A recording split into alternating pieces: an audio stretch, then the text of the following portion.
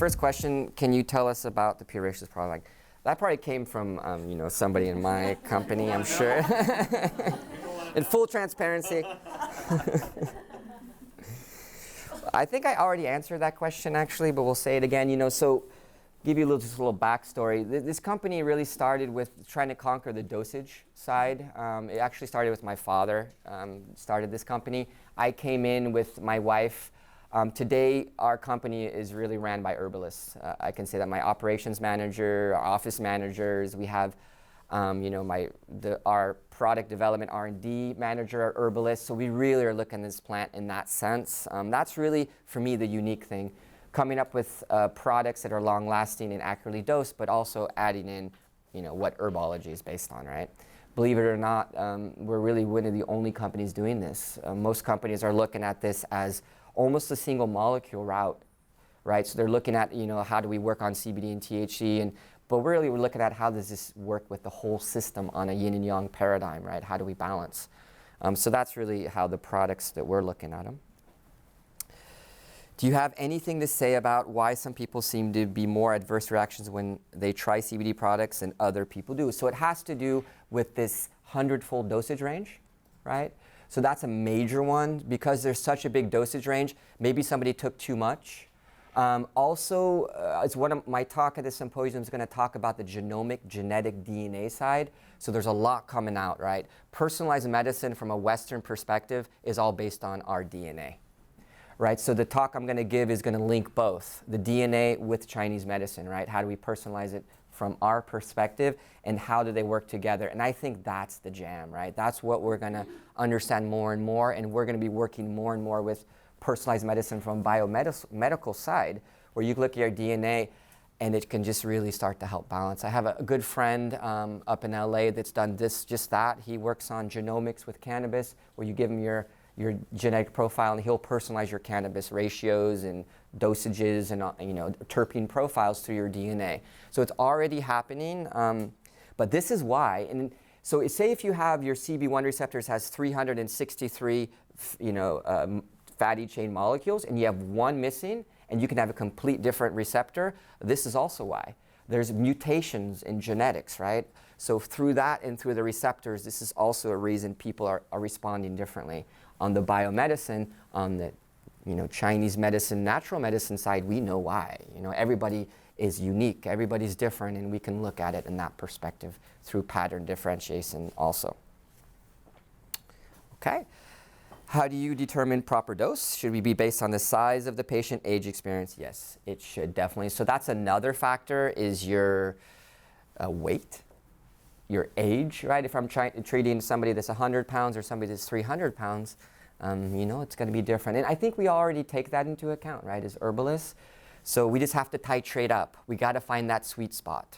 That's really the goal. So you definitely want to take all this age also, absolutely. If you think about a topical application, we find that older patients, the elderly, they can have some, effect to how they absorb it because of their skin density, right? So that also is one. And then, this different ethnicity, believe it or not, has different dosage ranges. And this is also being shown. I have had a patient reported that some have great results with CBD, others have no effect. So this is dosage. For me, dosage is really like the X factor. Dosage, mode of administration, terpene profiles, and ratios. Everything I said is personalization. Go ahead. Sorry, I know this is one of my questions, and I was actually thinking about what you just said with the skin density. Mm-hmm. My patients who've reported the best results with CBD salves are older patients. Yes. And my younger patients are like, I don't think it did anything. Yes. And I was like, wow. You know why, in my experience, is, there's a little bit of controversy here, but just my own experience is it's really chronic pain that cannabinoids work on the best. That's also, they're older and chronic. Yeah. So acute pain, I've got mixed results.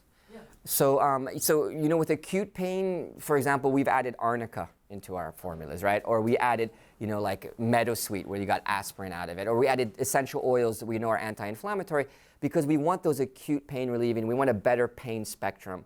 So I think we need to use other herbs, in our topicals to help out with this, bigger therapeutic range we're looking for. So that's kind of it. Neurological pain, And the topical don't work as well, I find too, but if I take a systemic, it does.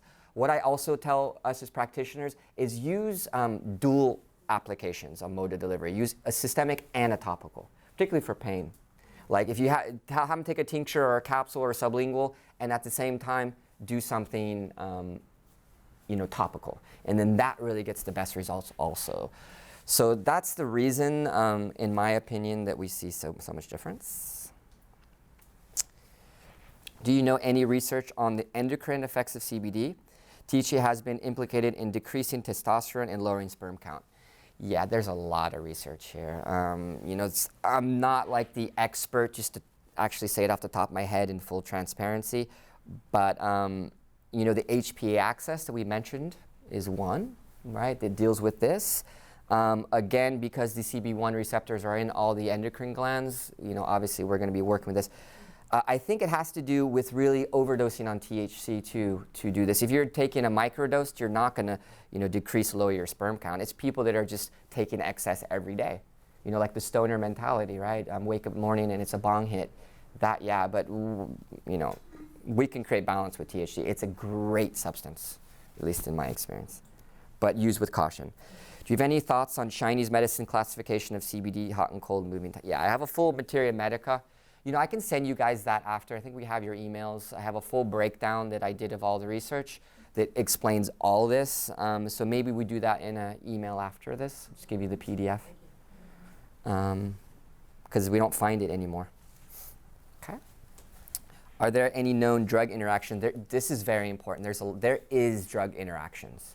So this is done, there's a lot of research done on this. I don't have the diagram, I'm not a pharmacologist, but please look at it. That's something we need to do in our own due diligence as practitioners, because CBD can, affect drugs that we take, because it's working on the same system. So it can downregulate that, and we do not want to do that with patients. So please look at that. There is drug interactions for sure on these strong molecules.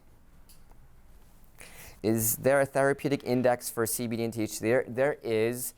There's a couple really good ones. There's a website called Leafly. You guys might have took a look at it. It has really the base of this. And when you look at it, you're like, damn, that can treat anything, right? It has so many different interactions of, so there is an index, but again, it needs to be personalized. I don't like those indexes because that's not what we know as practitioners, right? So I think we need to make our own. Particularly from an energetic side. I think this is what our community really can work on. We are setting up a community part of a portal on our company, right, Christian? Yep. And we really want to make it as a living document that we all can just explore together. Just as a side tangent, I got contacted by an acupuncturist in Oklahoma that had 3 different patients with breast cancer. And this is very interesting, actually. So 2 of them, she put our patch on the tumor. And both of these, one of them was not going to do chemo. The other one did. So the interesting thing is that patch, they put it on, and on one of them, the tumor actually disappeared.